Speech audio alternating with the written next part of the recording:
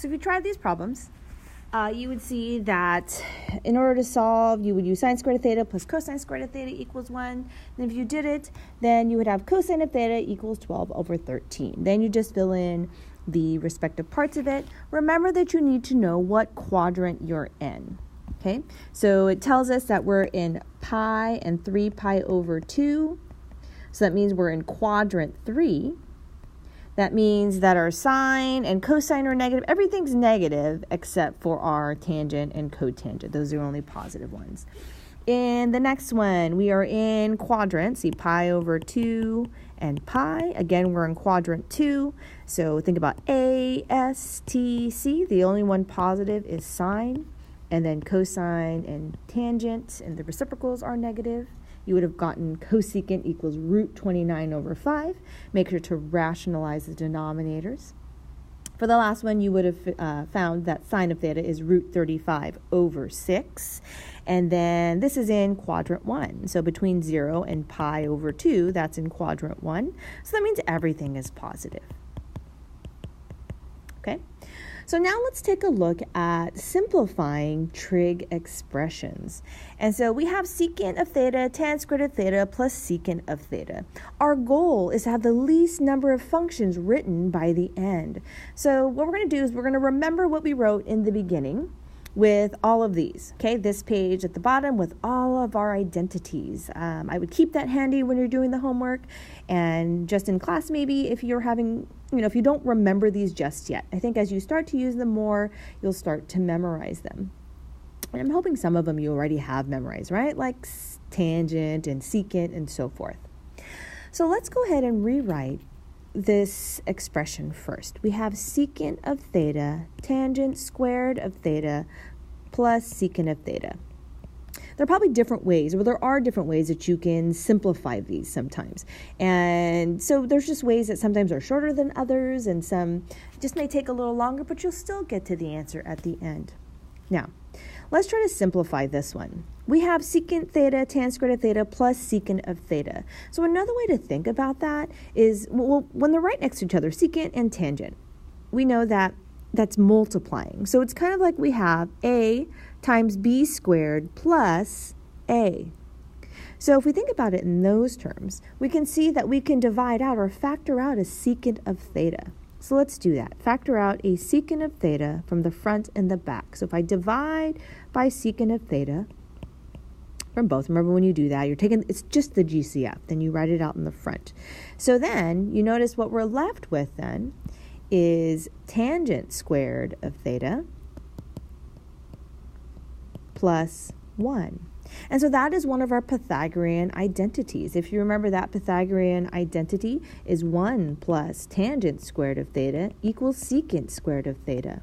So because this is secant squared of theta, 1 plus tangent squared equals secant squared of theta, that goes here. So we can just replace it. So let's write it. Secant of theta times secant squared of theta. Now, what we're going to do is we're going to multiply that. So secant of theta times secant squared of theta, that becomes secant cubed of theta, and we are done.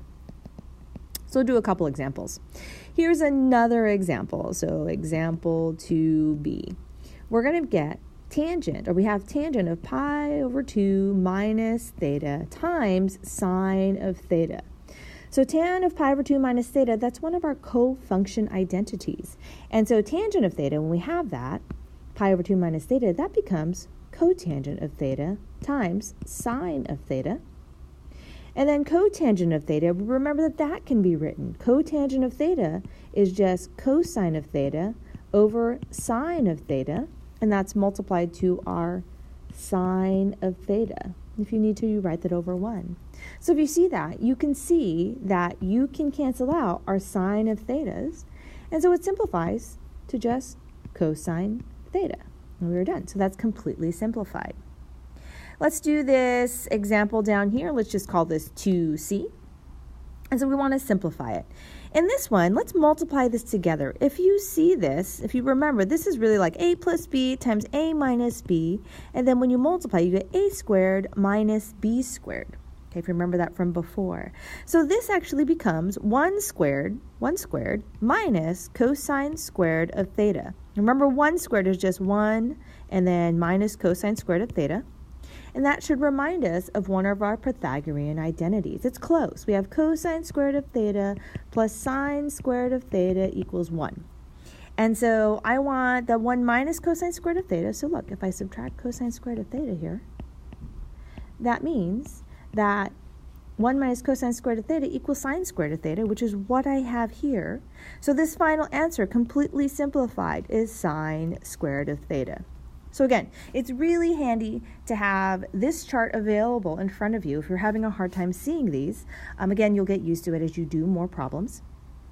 And so I want you to practice for these 5 here. And then just pause it, and then I'll have the answers for you here. And that way you can get some more practice. So here are the answers to these problems, and I'm hoping that you were able to get these. I will do one more video, and in that video I will work out these problems completely, so if you were having a hard time with trying to simplify these, you can watch that video as well. The homework is on big ideas, so go ahead and try that out. When we do verifying the next lesson, all it is that you're going to get the answer. So you'll get these identities here, this expression here, and then it'll equal what you want to get at the end. And so the next lesson will actually be more practice in being able to use our trig identities.